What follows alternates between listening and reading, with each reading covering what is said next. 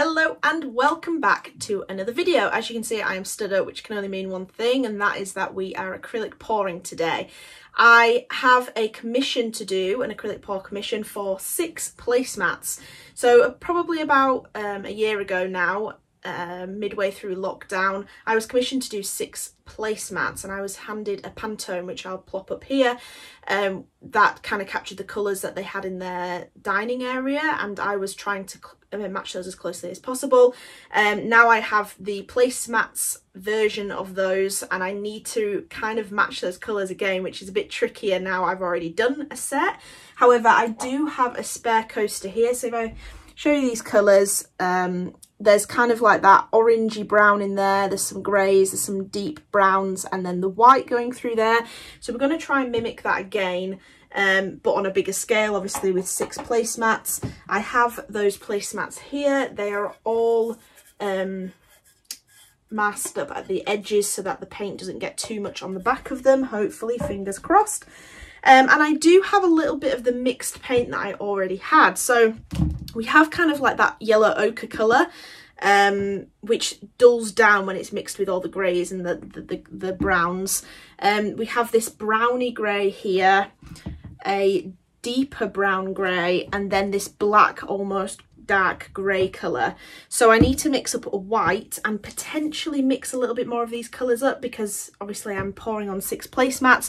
So to do that, I'm going to get my Arteza paints and just hand mix those, which you'll see me kind of coming up with some new colours and kind of finding out how to make those colours again, because it's been a while and I need to colour match them as closely as possible. So I'll show you that process.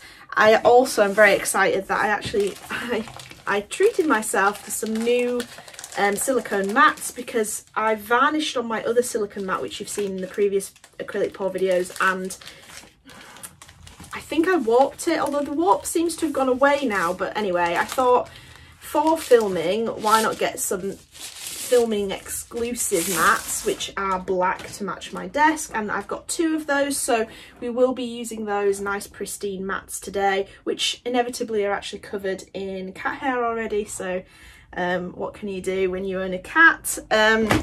So yes, we'll be doing that. We'll mix some colours up, we'll pour the first one together, and then I'll pour the rest on a time lapse or something like that. So let's get into the video.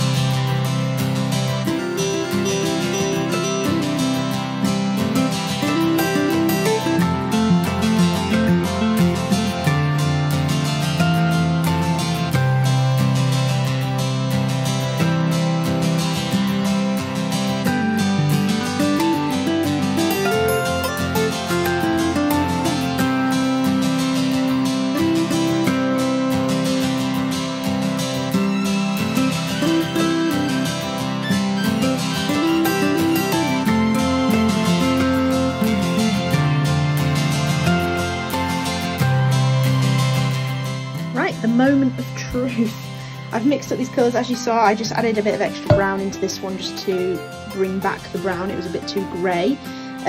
We have the kind of lighter brown colour there, the yellowy colour, that dark grey, and then of course our white. Made quite a lot of the whites because this has to stretch quite far. So let's do this first one, but what I am going to do is I'm actually going to fill up, pour the same amount into each cup, just so, you know, I've got the same quantities of each colour in each pour basically. So we need 6 of these cups. I'm trying to get some clean ones. I like to reuse these cups, but sometimes you do get bits in from past pours, which is not ideal really, is it? But I believe we have 6 here. Hold on, let me double check that these bits are not going to fall out.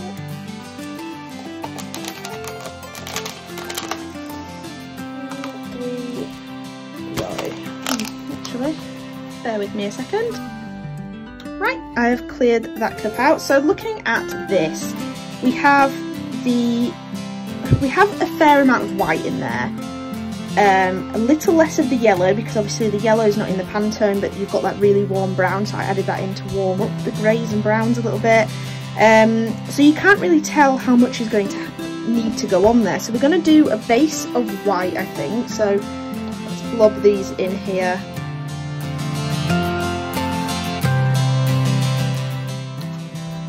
Okay, and then I think I'm going to put the grey, the dark grey in. So the white should lighten up some of that grey and make it a little bit lighter, which is ideal really. So I'm going to squirt a little bit of those in all of those. You've got to think whatever colour's next to it is going to mix with these colours. So then I'm going to go the kind of lighter grey slash brownier grey. And then next I'm going to add the yellow, so hopefully that'll darken with those greys and turn them maybe a touch more browny. And then we're going to go in with the brown, quite liberal because we want this colour to kind of be the overriding colour, because like I say, there's a lot of brown in there, less grey, so we want that to be the overriding colour if we can help it. Okay, then I'm going to go back in with the white and basically repeat that process over and over until we fill these cups up.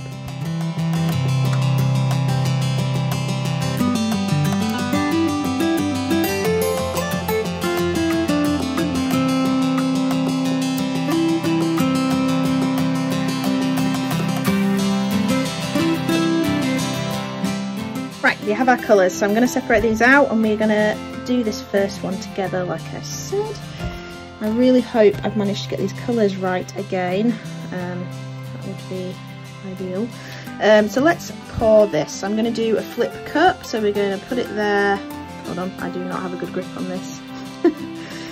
Put it there, flip it over, let's put it back down, and let's see what we've got. Okay, so it's a lot more brown, less white, which I kind of knew was going to happen. Let's go torch after.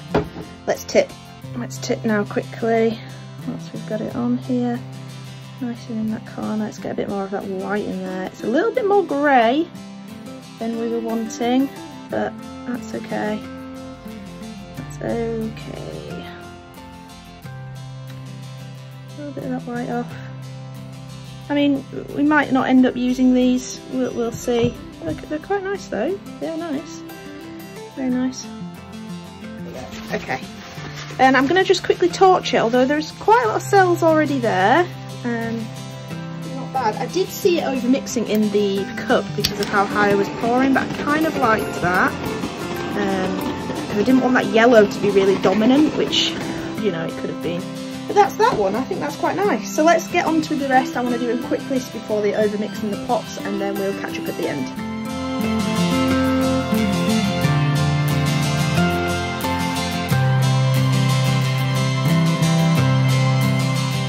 So that is all of them poured.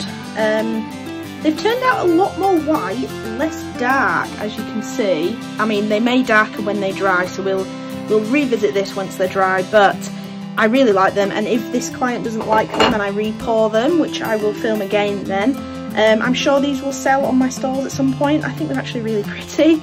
I think the cells have worked out really nice, and the colour variation's really nice, so we will see. I might end up doing a re-pour just with some darker colours, but it's a lesson learned and it's a bit of experimentation.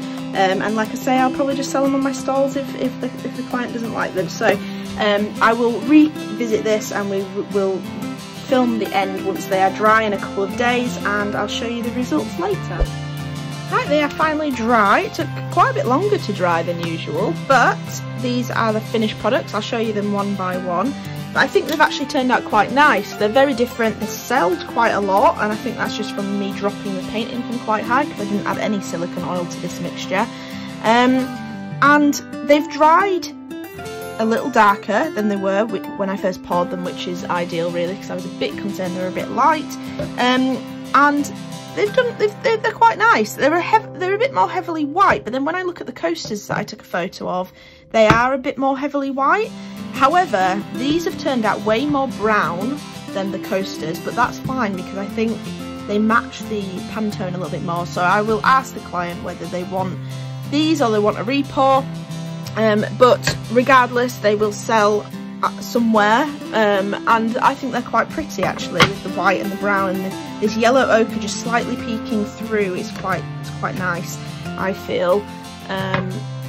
But yeah, they're very nice. I'm trying to think of what it reminds me of, kind of like a fungus, or do you know the lichen on the ends of trees, kind of mapping its way over the bark? I feel like it kind of reminds me of that, and I'm not against it. I quite like it.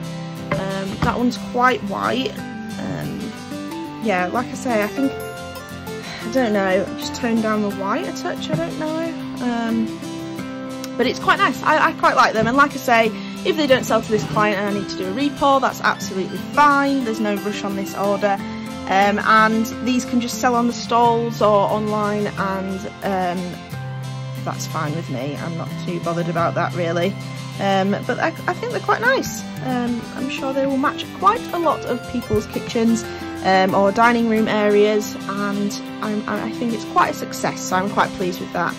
Very pleased indeed. So I hope you've enjoyed watching this, and if you did, please leave a thumbs up and subscribe if you want to see more, and if you're not subscribed already, I do post every Monday and Friday. Monday will be an art video and Friday will be a studio vlog, and I hope to see you next time. So thank you very much for watching again, and hope you have a lovely day.